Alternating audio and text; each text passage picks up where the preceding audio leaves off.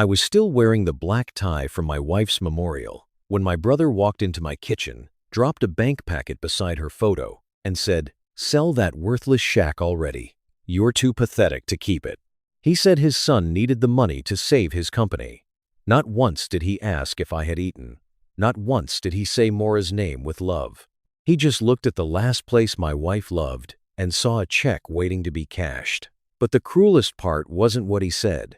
It was what I found when I finally drove back to our beach cottage after 10 years. Someone had been living there. Someone my wife had protected. And the secret she left behind proved my family had been lying to me while she was still alive. I used to think the hardest part of losing Maura would be learning how to live without her. But that day, standing in my own kitchen, I realized something uglier. Some people don't wait for grief to pass. They walk right into it, looking for what they can take. Before we begin, tell me where you're listening from tonight. And if you've ever had family, treat your grief like an opportunity. Stay with me. This story begins in my kitchen, 7 days after I buried my wife. I was standing in my kitchen, still wearing the black tie from Maura's memorial, staring at a casserole dish nobody had put a name on. The house smelled like lilies, coffee, and that strange quiet people leave behind after they stop visiting. Maura's reading glasses were still on the windowsill. Her blue cardigan still hung over the back of the chair. I had not moved either one. I kept telling myself I would do it tomorrow, but tomorrow kept arriving with nothing in its hands. I am Thane Mercer, 73 years old, youngest Mercer son. That last part mattered more in my family than age ever did. Being the youngest meant you learned early how to make room. When Dad died, Darden handled the estate, and I signed where he pointed. When our mother needed care, I took the late shifts while Darden talked to doctors and bankers. Nobody ever called me weak to my face. They just treated my patience like a family utility. Darden came through my back door without knocking. His son Blaine followed him, carrying a leather folder. Neither of them asked if I had slept. Neither asked if I had eaten. Darden glanced once around the kitchen, then set a bank packet on the table, right beside Maura's framed memorial photo. Her smile touched the word estate. That hurt more than I expected. Darden cleared his throat.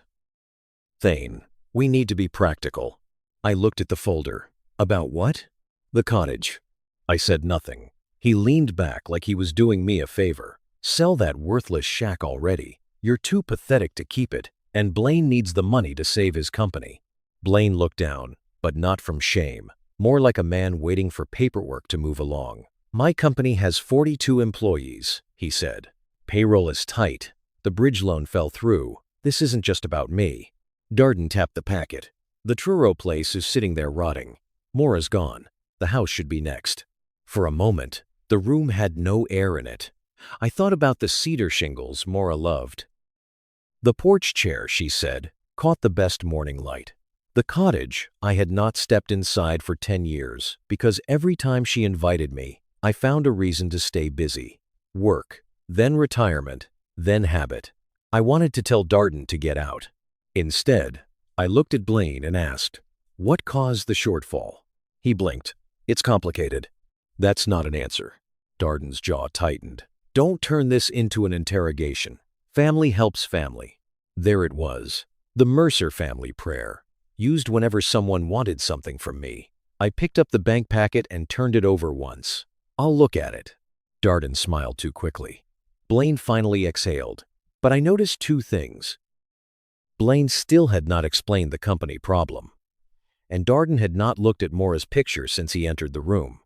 They left after 10 minutes. Not long enough to call it a visit, too long to call it mercy. By evening, the phone started. My cousin Evelyn said Maura would have wanted me to help. My sister-in-law said Blaine was under terrible pressure. Rowan, my own son, sent a text instead of calling. "Dad, maybe Uncle Darden has a point. You don't need more stress right now." I read that one twice. Can I ask you something? Have you ever noticed how grief makes some people kinder, while others suddenly start counting what's left? Around 11, I went looking for the spare cottage key. I don't know why. Maybe because Darden had told me to sell it. Maybe because Maura's photo seemed to be watching from the table. I opened her sewing drawer first. Nothing. Then the hallway closet. Then the pocket of her old winter coat. My fingers closed around a small brass key. Beside it was a faded gas receipt from Truro and an old library card. On the back, in Maura's careful handwriting, were 13 words.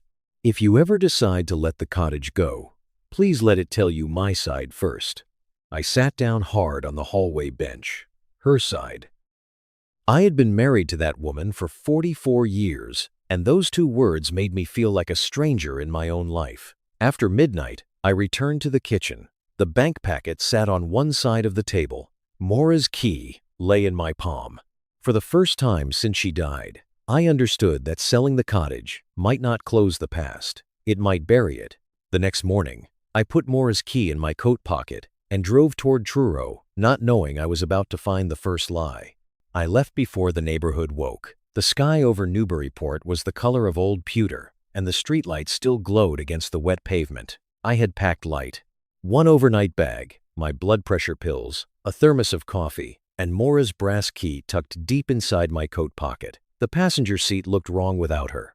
For years, Maura filled that space with folded maps, napkins, peppermints, and little comments about houses we passed. She noticed shutters, gardens, porch railings, birds on telephone wires. I noticed exits and mileage signs. That was one of the quiet differences between us. She traveled through a place. I usually tried to get through it. As I merged onto the highway, Darden's words came back. Worthless shack. Too pathetic to keep it. I could have called him then. I could have told him not to speak about my wife's cottage like that again. But people like Darden love a phone argument. They twist your anger into proof that they were right about you. So I drove. For 10 years, I had reasons not to go back to Truro. Work, at first, then retirement routines. A cardiology appointment here, a lunch with an old client there, a loose stair rail I kept meaning to repair. After a while, excuses stop sounding like excuses. They become furniture in your life. Around Plymouth, I pulled into a small coffee shop off the road to stretch my legs. While the woman behind the counter refilled my thermos, I took out the old gas receipt I had found with the key. The ink had faded, but the date was still clear. 8 years earlier. On the back, Maura had written 3 words. Still feels alive. Not peaceful. Not pretty. Alive. I stood there beside a rack of Cape Cod postcards, feeling those words settle in a place I had kept closed for too long. I remembered one summer when Maura came home with blueberry jam from a roadside farm stand. She had walked into our kitchen with sun on her face and sand still on her shoes. I barely looked up from the paper.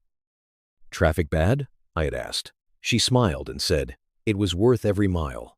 That was it. I never asked what made it worth it. By the time I crossed the Sagamore Bridge, the clouds had started to break. A pale strip of sun touched the marsh grass, and the Cape opened ahead of me with its scrub pines, weathered fences, and narrow roads that seemed to bend for no reason except memory. Closer to Truro, I slowed without meaning to. Every landmark felt like something Maura had tried to hand me once, and I had set down unopened. The private lane to the cottage was half hidden behind beach plum and bayberry. I turned in, bracing myself for what Darden had described. I expected sagging gutters, dead grass, maybe plywood over a window. Instead, I stopped the car and sat there with the engine ticking. The lawn was trimmed. Not perfect, not fancy, but cared for. Window boxes held early spring pansies. The porch had been swept clean. The white trim looked freshly painted, and wind chimes moved gently near the kitchen window. Someone had washed the glass. Someone had watered Maura's flowers. Someone had been here recently enough that the shell driveway still held tire marks. After 10 years away, if you found a place exactly opposite of what your family had told you, would your first feeling be relief or fear? Mine was both. I stepped out slowly. The ocean sounded close, hidden beyond the dunes. I didn't go straight to the door. I walked the edge of the driveway first, studying what was in front of me like I was back on a job site inspecting a structure. Fresh footprints near the porch steps. A child's chalk drawing on the walkway. A small blue bicycle leaned against the side fence. That was when my thinking changed. This wasn't vandalism. It wasn't some empty summer house being misused by careless strangers. This was a household. I took Maura's key from my pocket and looked at it in my palm. That morning, it had felt like a relic, Now it felt more like a question. Had she left it for me because she knew I would need proof? Or because she knew I would need courage? I climbed the porch steps. The boards did not creak the way they used to. Someone had replaced them. Before I could raise my hand to knock, the front door opened. A woman stood there, about my age, maybe a few years younger. Dark hair streaked with silver, flower on one sleeve, eyes that recognized me before I said a word. She did not scream. She did not ask why I was there. Her face simply changed, as if a prayer she had stopped expecting had walked onto the porch. "Mr. Mercer," she whispered. My hand closed around the key. "I'm sorry," I said carefully. "Do I know you?" Tears gathered in her eyes. "No," she said. "But Mora always believed you would come." The woman stepped back from the doorway, still holding a wooden spoon in one hand. For a few seconds, neither of us moved. I could smell something warm from the kitchen. Tomato sauce, maybe, with garlic and basil. It was such an ordinary smell that it made the whole moment feel even stranger. "I'm sorry," she said. "I thought you would come sooner." That sentence landed harder than an accusation. I took one step inside, careful not to cross too far, as if the house itself might reject me. "I'm Thane Mercer," I said. "Mora was my wife. We bought this cottage together." The woman closed her eyes when I said Mora's name. Then she started crying. Not the polite kind of crying people do at funerals. This was grief that had been living in her body for months and finally found a door. "My name is Mireya Flores," she said, wiping her face with the corner of her sleeve. "Your wife saved my family." I almost corrected her. Mora was kind, yes. She donated to church drives. She brought soup to neighbors. But saved a family? That was not a small thing. Mireya led me into the living room. It was still our cottage, and yet it was not. The old blue sofa Mora picked out was still there. The pine coffee table I built 30 years earlier sat near the window, but children's drawings covered the refrigerator. A pair of muddy sneakers rested by the back door. Family photographs filled the shelves that Mora and I had left mostly bare. The place did not look stolen. It looked loved. "How long?" I asked. Mireya looked down. "Almost 10 years." I had to sit. 10 years was not a period of time anymore. It was an indictment. While I stayed in Newburyport telling myself Mora needed quiet weekends, she had been coming here to a house full of voices, meals, birthdays, and people who knew parts of her I did not. Mireya sat across from me, but she did not rush her story. I respected that. People who tell the truth usually do not need to decorate it. She said she and her husband, Esteban, had come north after a storm in Florida took their home and most of what they owned. Seasonal work was all they could find. A church outreach group helped with groceries. That was where Mora met them. She said this cottage was sitting empty, Mireya told me. She said a house shouldn't be empty when children need beds. I looked toward the hallway, where a pencil mark on the doorframe measured a child's height year by year. "And Esteban?" I asked. Her face changed. "He passed 4 years ago. Heart trouble. Mora was here that week. She handled the funeral home when I couldn't speak." The room seemed to narrow around me. I remembered Mora coming home that spring exhausted. I had asked if the drive tired her out. She said, "A little." Then I went back to balancing a checkbook. Mireya stood and opened the refrigerator. On one shelf sat a glass jar of soup, labeled in neat handwriting, "Mora's lentil soup." "She taught my daughter to make it," Mireya said softly. After treatment, it was one of the few things she could keep down. I stared at her. "Treatment?" Mireya's hand tightened on the refrigerator door. "She didn't tell you?" I could hear the ocean outside, steady and careless. "Tell me what?" Mireya shut the door slowly. "Pancreatic cancer." For a moment, I truly believed I had misunderstood her. "No," I said, not loudly, just like a man refusing the shape of a word. "She came every few months," Mireya said. "Chemo, scans, follow-ups. Some days she slept in the back room with the curtains closed. Other days, she sat on the porch and helped Tomas with math like nothing in the world could touch her." If the person you loved most carried that kind of burden alone just to protect you, would you call it love or heartbreak? I thought of every canceled dinner, every time Mora said she was tired, every smile she gave me before leaving for the Cape. I had mistaken bravery for routine. A teenage girl appeared in the kitchen doorway holding a dish towel. "Mama?" she asked. Mireya nodded gently. "This is Mr. Mercer." The girl looked at me with wet eyes. Mrs. Mora helped me with my college essays. Then a boy, taller than his mother, stepped in from the hall. She taught me how to sand wood with the grain, not against it. Last came Tomas, maybe 12, holding a birthday card in both hands. "She never missed one," he said. They did not speak about my wife like someone who had rented them a roof. They spoke about her like she belonged to them. And maybe, in ways I was only beginning to understand, she did. I reached into my pocket and touched the brass key. It no longer felt like a key to a building. It felt like the first answer to a question I had been too busy, too proud, or too comfortable to ask. The light outside had begun to fade when Mireya looked toward the hallway. "There's something else," she said. "Mora left a box for you." My breathing changed. She said if you ever came back, only you were allowed to open it. She returned carrying a weathered wooden box with my name written across the top in Mora's hand. Inside were letters, 10 years of them, letters addressed to me, letters she had never mailed. Mireya did not stay in the room after handing me the box. She understood, without my having to say it, that some grief needs a closed door. She led me upstairs to the small bedroom at the end of the hall, set the box on the quilt, and left me there with a lamp, the sound of the ocean, and Mora's handwriting staring up at me. The room smelled faintly of cedar and lavender. Her reading glasses rested beside a crossword puzzle, half finished. A paperback novel lay face down on the nightstand, as if she had planned to come back after making tea. I sat on the edge of the bed and opened the first envelope. "Dear Thane, if you are reading this, then either I finally found the courage to tell you everything, or life made the decision before I did. I had to stop right there." Her handwriting was steady, but I could hear the tiredness behind it. Mora had always written like she spoke.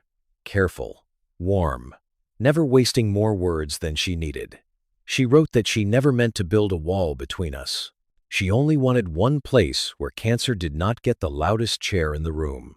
At home, she feared I would begin measuring her by appointments, lab results, medication bottles. Here, she could still be Mora. She could plant pansies, stir soup, laugh at Tomas for tracking sand through the kitchen, sit on the porch and watch the sky change without anyone asking if she needed to lie down. I read letter after letter. One said her hands shook so badly after treatment that she could not hold a coffee mug, so Mireya wrapped both of Mora's hands around it and held on until the trembling eased. Another said Tomas carried her up the porch steps one afternoon because she was too weak to climb them. She had written, "That boy tried to pretend I weighed as little as a beach towel. I let him." A later letter described Mireya braiding Mora's thinning hair before a doctor's visit because my wife could not bear seeing another handful come loose in the sink. I pressed the paper against my knee and looked around the bedroom. She had been living here, not hiding in some shameful way. Living, and I had been home, asking if she wanted chicken or fish for dinner, never once asking why she came back from the Cape looking lighter and more exhausted at the same time. What hurts more, being lied to by a stranger or discovering someone you trusted protected himself instead of protecting you? Near the bottom of the stack, I found an envelope marked in darker ink. "Please read this when you are sitting down." I almost laughed at that. Mora still giving gentle instructions from beyond the grave. Then I opened it. "Thane, there is something I prayed you would never have to learn this way. Your brother knows." The room seemed to tilt, though nothing moved. Mora wrote that Darden discovered the truth almost 2 years earlier while supposedly helping organize some retirement documents after my minor surgery. He noticed payments connected to the cottage, medical travel, and a Cape pharmacy. Instead of asking her if she was all right, he hired a private investigator. He learned about Mireya's family. He learned about the treatments. He learned about everything. Then he came to the cottage. According to Mora, he stood in that very kitchen and told her she was bleeding family money into strangers. He said compassion was admirable at church, but foolish in an estate plan. He warned her that sickness made people sentimental. Then came the line that made my hands go still. He told me, Mora wrote, that if you knew how ill I was, you would become impossible to manage. I read that sentence 4 times. Impossible to manage. Not heartbroken, Not afraid. Not a husband. Manage. I thought about Thanksgiving dinners after that. Darden passing the rolls. Darden asking how my golf swing was. Darden clapping me on the shoulder while he carried the secret that my wife was fighting for her life. He had not stayed silent to protect me. He had stayed silent because my ignorance served him. By then the light outside had gone blue. Downstairs, dishes moved softly in the kitchen. Life continued beneath me, while mine rearranged itself piece by piece. I placed the brass key beside the letters. Earlier that day, I thought it opened a cottage. Now it looked like evidence that Maura never gave up on me completely. She had left me a way in, not just to the house, but to the truth. I reached for the last envelope, but a soft knock stopped me. Mireya opened the door only a few inches. Her face told me she wished she did not have to speak. "Mr. Mercer," she said, "there's one thing Maura asked me to tell you in person." I stood slowly. "What is it?" She looked down at the floorboards. "Your brother wasn't the only one who knew." I felt every small sound in the room disappear. "There was someone else," she said. I waited. Mireya's voice dropped almost to a whisper. "Your son knew too." I did not answer Mireya right away. There are words a person hears and understands immediately. Then there are words that walk into your chest and start moving furniture around. Your son knew too. I sat back down on the edge of Maura's bed. The lamp beside me gave off a warm circle of light, but the room itself felt smaller, tighter, as if the walls had leaned in to hear what came next. "Rowan?" I asked. Mireya nodded slowly. "He came with Darden." That was the first time her voice sounded almost angry. She told me it happened 2 years before Maura died. Darden had shown up at the cottage in a pressed coat and polished shoes, looking like a man arriving for a meeting, not a family crisis. Rowan came behind him. My Rowan, my son, the boy who used to fall asleep on my shoulder during Red Sox games. At first, he was upset, Mireya said. When your wife told him about the cancer, he cried. He held her hands. He said, "Mom, why didn't you tell us?" I closed my eyes.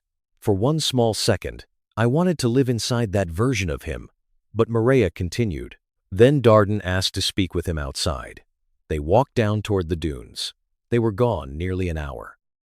When Rowan came back, he was different. Different how?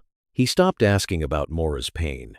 He started asking about property taxes, insurance, whether the cottage was still in both your names.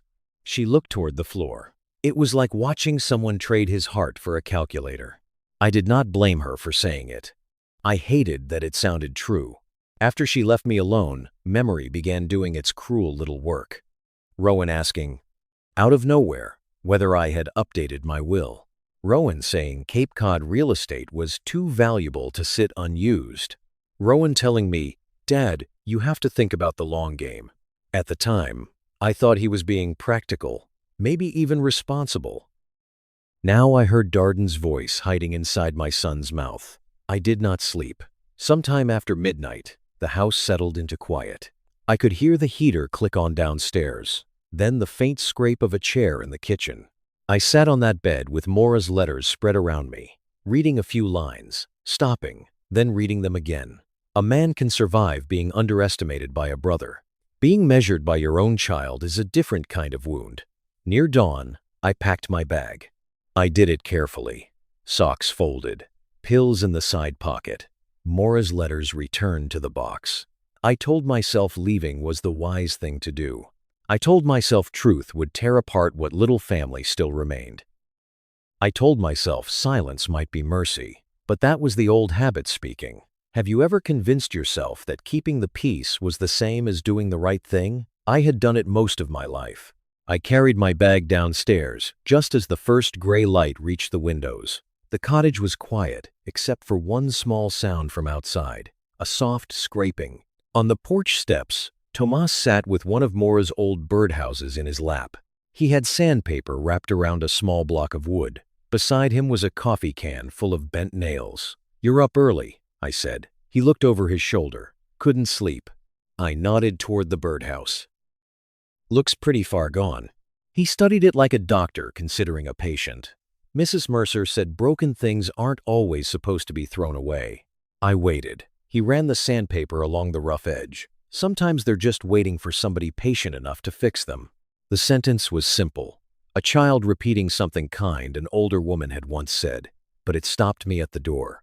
I looked at the bag in my hand and understood what I was about to do. Walk away. Let Darden keep control of the story. Let Rowan's silence become safer than Mora's truth. That was not mercy. That was surrender dressed up as peace. I set the bag down. Tomas looked at me. Are you leaving? Not yet, I said. Back upstairs. I opened the box again. This time, I did not read like a grieving husband. I read like a man who finally understood there would be questions later. I took notes. Dates of treatments. Names of doctors. Checks Mora mentioned. Darden's visit. Rowan's change of tone. Every phrase that pointed to pressure, control, or fear. I was not looking for revenge. Revenge burns hot and makes foolish choices. I needed facts. Darden expected emotion from me. He expected confusion. He expected the youngest Mercer's son to fold the way he always had. So I gave him none of that. By mid-morning, Maria came upstairs carrying a slim folder. I almost forgot this, she said. Mora asked me to keep it separate until you had read the letters. The folder was cream-colored, with a law office name printed across the top. Marlena Keating, attorney at law. Inside was a copy of a trust agreement, signed by Mora. Beneath it lay a note written on the same old library cardstock she loved. If you're reading this, then it's time to decide what kind of man you want to be. I sat very still. The letters had shown me Mora's heart. The legal file told me she had also planned a final decision, one that Darden never saw coming. I did not call Marlena Keating right away. I sat with her folder open on my knees, letting the morning light move across Mora's signature. There were dates, notary stamps, initials in the margins, and instructions written with the kind of care my wife gave to everything that mattered. This was not a last-minute wish. This was planning. After breakfast, Maria gave me directions to Marlena's office in Provincetown. I drove there with Mora's wooden box on the seat beside me and the legal folder tucked under my arm. The road curved past dunes and low houses, and for once I was not thinking about what Darden would say. I was thinking about what Mora had already done. Marlena's office sat above a small storefront near the harbor. Fishing boats rocked outside the window, and gulls made a racket over the pier. Inside, the conference table was already prepared. 3 folders, a yellow legal pad, a glass of water I never touched. Marlena was in her late 60s, silver-haired, calm, the kind of woman who did not waste movement. Mr. Mercer, she said, shaking my hand. Mora spoke of you often. I nearly said, not often enough to tell me she was dying. But that was pain talking, and I had promised myself not to let pain drive. So I only nodded. Marlena sat across from me and opened the first folder. Your wife did not prepare this to punish your family, she said. She prepared it so you would not be trapped by them. That sentence stayed in the room longer than either of us spoke. She explained the trust in plain English. The cottage could not be sold simply because Darden wanted it sold. Mora had anticipated pressure after her death. She had documented her reasons. She had left medical statements, letters, witness notes, and a recorded declaration with Marlena's office. Everything had been signed properly. Everything had been witnessed. Everything had been done while she was still clear-minded. Then Marlena turned the 3 folders toward me. The first option is to sell the cottage and provide Maria's family relocation money from Mora's insurance proceeds. I said nothing. The second is to keep the cottage in your name, while granting them a protected lifetime lease. She touched the final folder. The third option is the one Mora hoped you might choose. Transfer the cottage into Maria Flores's name, with safeguards against resale for a set period. Then use the remaining insurance funds to purchase a smaller place nearby for yourself, if you wish. I stared at the folder. Marlena's voice softened. Mora said you spent your life building homes for other people.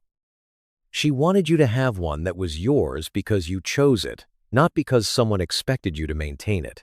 Outside, a boat horn sounded across the harbor. Could you choose people who loved your wife in secret over relatives who only valued what she left behind? That question sounds simple until blood is involved. If I gave away the cottage, Darden would call it betrayal. Rowan might pull further away. The family would say grief had made me foolish. They would say Maria manipulated me. They would say Maura was too sick to know what she wanted. But if I sold it, I would be signing away the only part of my wife's last years that had kept her alive in spirit. I opened Maura's handwritten note again. Choose love over fear. No speech, no lecture, just 5 words. I picked up the pen. My hand was steady when I signed. That surprised me. I expected rage or sorrow. What I felt was quieter than both. Clarity. Marlena reviewed every page before I left. She made copies, placed the originals in a sealed envelope, and said she would follow in her own car. You may need counsel present, she said. Because of Darden? Because people who believe they own the room rarely leave it politely. On the drive back to Truro, my phone kept buzzing in the cup holder. Darden, Rowan, Darden again. A text came through from my brother. Where are you? Realtor is meeting us at the cottage. Don't make this harder than it needs to be. Then Rowan, Dad, please think before you do something emotional. I almost laughed at that. Emotional? The word people use when they are afraid your heart might outrun their plans. By the time I turned onto the shell driveway, Darden's SUV was already there. Rowan's pickup sat behind it. A third car, a neat gray sedan, had a real estate folder visible on the dashboard. Darden had brought a realtor, not for a discussion, for an ambush. I stepped from my car carrying Maura's box and Marlena's sealed folder. From inside the cottage came Darden's voice, sharp and certain. You people have no legal standing here. Pack what you need. We can be generous if you cooperate. Maria answered quietly, but I could not hear the words. Then Darden again. Maura had a soft heart. That doesn't mean she owned the right to give away our family's future. I opened the door. Everyone turned. Rowan stood near the kitchen entrance, hands in his pockets, eyes fixed on the floor. Darden stood by Maura's table with a folder of his own. Beside him, the realtor held a listing sign like she wished she had stayed in her car. Months earlier, I might have apologized just to calm the room. This time, I listened first. Darden saw the envelope under my arm. What exactly did you sign? He asked. The brass key slipped from my coat pocket and landed near Tomas's shoe. The boy picked it up carefully and handed it to me. This belongs to you, he said. I looked at the key, then at the room Maura had protected. No, I told him gently. It belonged to Maura. Now it belongs to the people who kept her promise. Darden's face changed. I walked to the kitchen table, pulled out a chair, and sat down before anyone could tell me where to stand. Then I looked at my brother. I think it's time we talk about what really happened 2 years ago. Darden did not sit when I did. That was his first mistake. He stayed standing near the stove, one hand on the back of Maura's kitchen chair, as if touching furniture gave him authority over the room. Rowan remained by the doorway. Mireya stood close to Tomas, who had gone quiet in the way children do when adults forget they are listening. The realtor whispered something about waiting outside. No one stopped her. Darden looked at the envelope from Marlena's office, then at me. You've been here 1 day, he said. 1 day, Thane. And now you're acting like these people are your family? I folded my hands on the table. Go ahead, I said. Say what you came to say. That threw him off more than anger would have. He gave a short laugh. Fine. This woman manipulated Maura. She saw a sick, lonely woman with property and took advantage of her soft heart. Maria flinched, but I lifted one hand slightly, not to silence her, to tell her she did not have to defend love to a man who measured everything in dollars. Darden kept going. This cottage belongs in the Mercer family. It was purchased with Mercer money. If Maura made promises while she was ill, those promises don't have to stand. Any decent attorney will tell you that. Rowan stared at the floor. I let Darden speak until he ran out of breath. Every accusation, every polished concern, every sentence that sounded like it had been rehearsed in a car on the way over. Then I opened Maura's box. I laid 3 letters on the table. Beside them, I placed the trust documents Marlena had copied for me. Last, I took out the small digital recorder Marlena had included in a padded envelope. Darden's eyes moved to it. What is that? I looked at him. Something Maura left in case anyone tried to speak for her. The room changed before I pressed play. Marlena had warned me about the recording during our meeting. Maura had made it months before she died, sitting in the attorney's office with a nurse as witness. Not because she wanted drama. Because she knew exactly what Darden would do once she was gone. I pressed the button. There was a small click, then a breath, then Mora's voice filled the kitchen. Weak, yes. But clear? My name is Mora Mercer. I am making this statement willingly, with full understanding of my decisions. Maria covered her mouth. Tomas lowered his head. Rowan finally looked up. Mora spoke about the cottage, about Maria's family, about how they had never asked for more than shelter, but had given her dignity when treatment made her body feel less like her own. Then her voice grew quieter. My brother-in-law, Darden Mercer, came to the cottage after hiring someone to investigate my private medical and financial matters. He told me kindness was poor planning. He told me assets should stay with blood. He suggested my illness made my judgment unreliable. Darden's face tightened. The recording continued. I do not want my husband pressured. I do not want my illness used as a weapon against my wishes. Thane has spent much of his life keeping peace for others. I hope, when the time comes, he will keep faith with himself. No one moved. Sometimes the loudest person in the room is not the strongest. Sometimes the quietest voice is the one nobody can outrun. I stopped the recording. Darden recovered faster than I expected. Men like him do not apologize when trapped. They change tactics. He reached into his briefcase and pulled out a bound report. You've lost perspective, he said, sliding it across the table. You're grieving. They got to you the same way they got to Mora.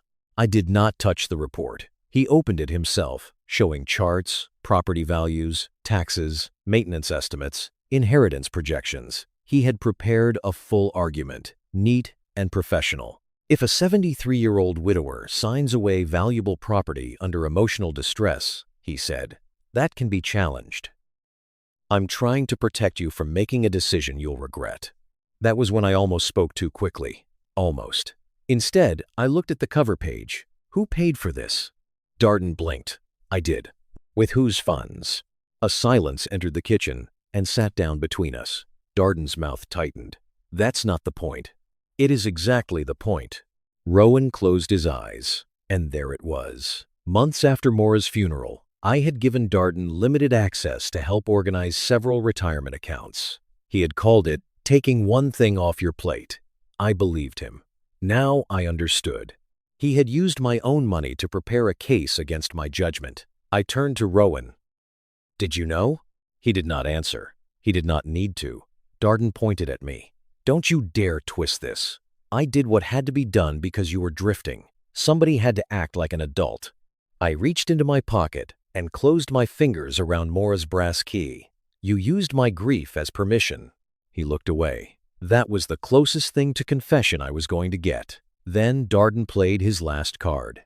If you go through with this, he said, turning toward Rowan, don't expect your son to stand beside you. Every eye moved to Rowan. The boy I raised was no longer a boy. He was a grown man with gray starting at his temples and a choice standing in front of him. Darden believed he knew which way Rowan would turn. So did I. But for once, none of us spoke for him. Rowan did not move at first. The kitchen held its breath around him. The window above the sink was open, and a thin line of sea air slipped through the room, stirring the corner of Mora's letters on the table. Darden folded his arms, certain he had won. That was always his mistake. He saw hesitation and called it weakness. He saw quiet and called it surrender. Rowan finally lifted his head. I knew Mom was sick, he said. No one interrupted him. His voice was low, worn down by shame. I knew, and I told myself I was respecting her privacy. That's what Uncle Darden called it. He said Dad had enough stress.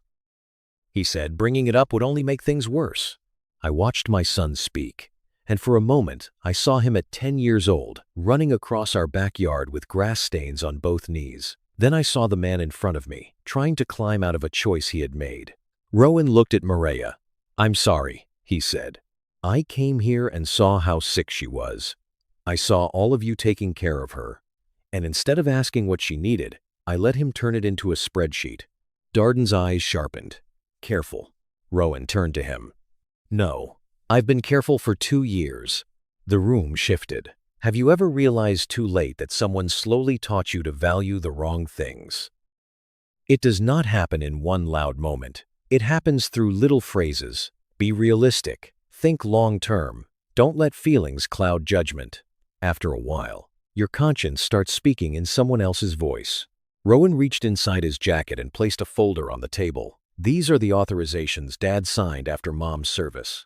Every remaining account you were managing for him. Darden stared at the folder. What did you do? I revoked them this morning.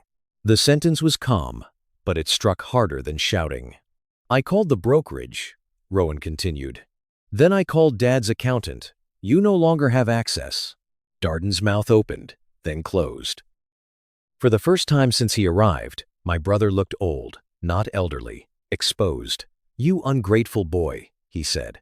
Rowan did not flinch. Maybe. But I'm done helping you dress control up as concern.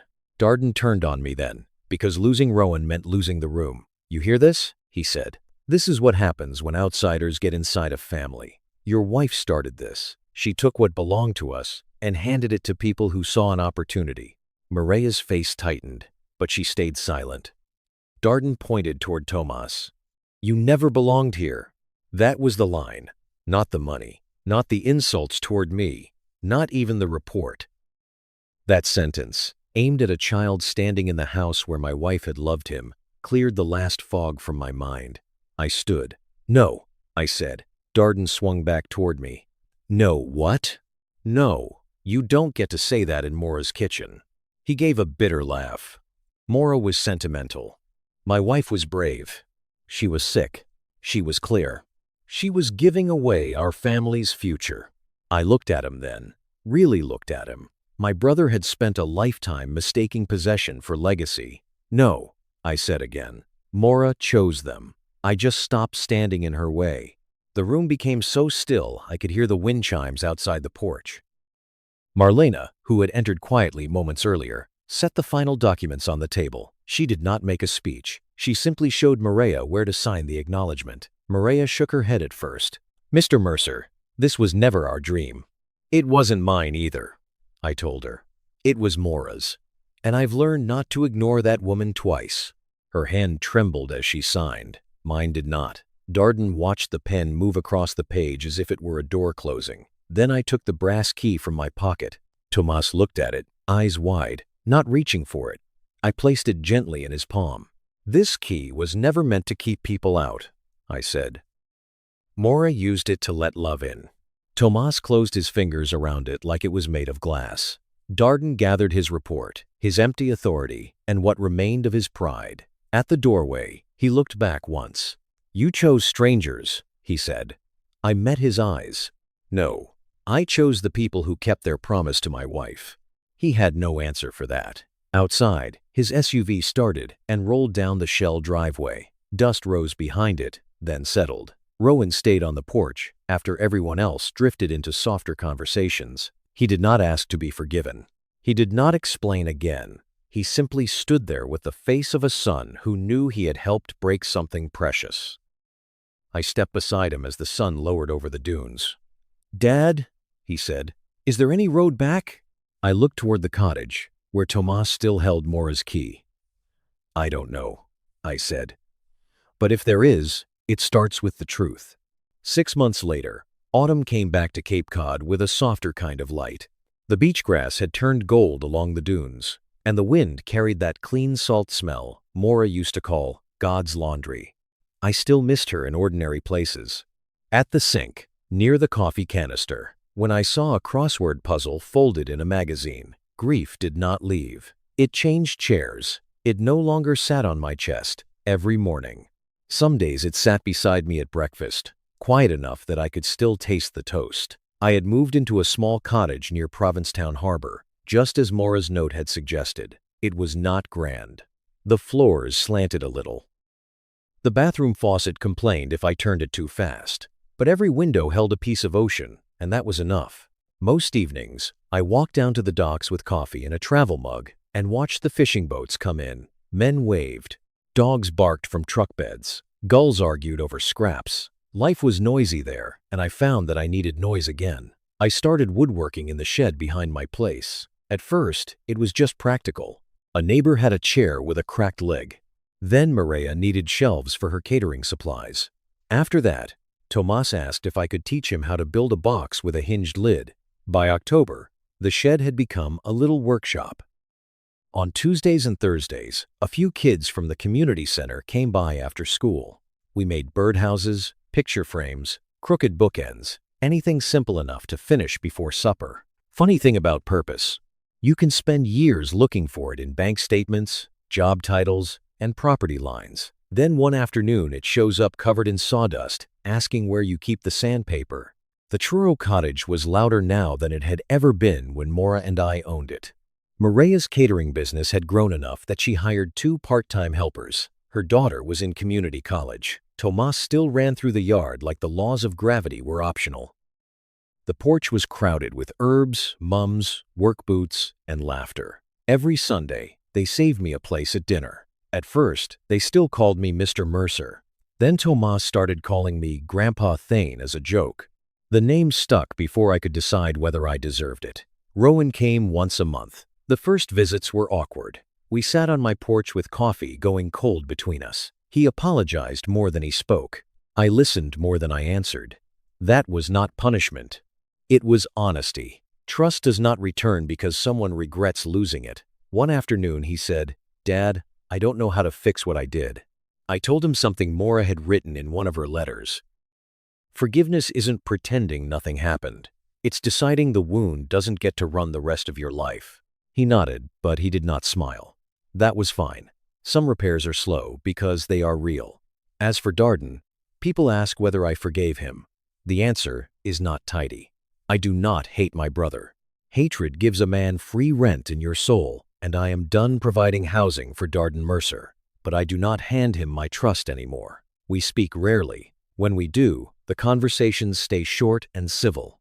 Some bridges get rebuilt. Some become warning signs. Both can save your life. One windy Saturday, Tomas came into my workshop carrying the old brass key.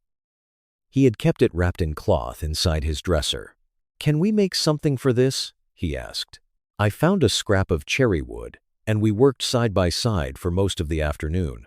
He measured twice, cut once, just like Maura had taught him. By sunset, we had made a small box with a sliding lid. On top, Tomas burned 2 words into the wood. Maura box. He held up the key. "I still don't understand why you gave this to me."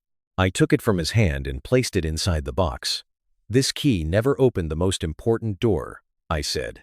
He looked puzzled. It opened my eyes. He thought about that, then tucked a folded note beside it. In his careful handwriting it said, "Ask one more question." I had to turn away for a moment. Because that was Maura. Not in a ghostly way. Not in some dramatic sign from heaven. Just there. In the lesson she left behind. Ask more. Listen better. Do not confuse quiet with peace. I spent 40 years building houses. Maura spent 40 years building people. In the end, she built me too. If you are listening tonight, let me leave you with something simple. When someone you love says they are fine, do not always accept it as the whole truth. Sit down, stay 5 more minutes, ask what they are not saying. You might not fix anything, but you may give them the gift of being seen. The last time I visited Maura's grave before winter, I brought wildflowers from the path near the cottage. Afterward, I drove to Truro for Sunday dinner. From the driveway, I heard Mireia laughing in the kitchen. Tomas was on the porch, sanding another birdhouse. Rowan's truck was parked under the pine trees. I stood there for a moment and let the sound come to me. Not perfect, not healed all at once, but alive. And for the first time since Maura left this world, going toward that house did not feel like walking into goodbye. It felt like coming home. The end. Thank you for staying with me through this story. Tell me where you are watching from, and answer one question if you feel like sharing it. What does home mean to you now?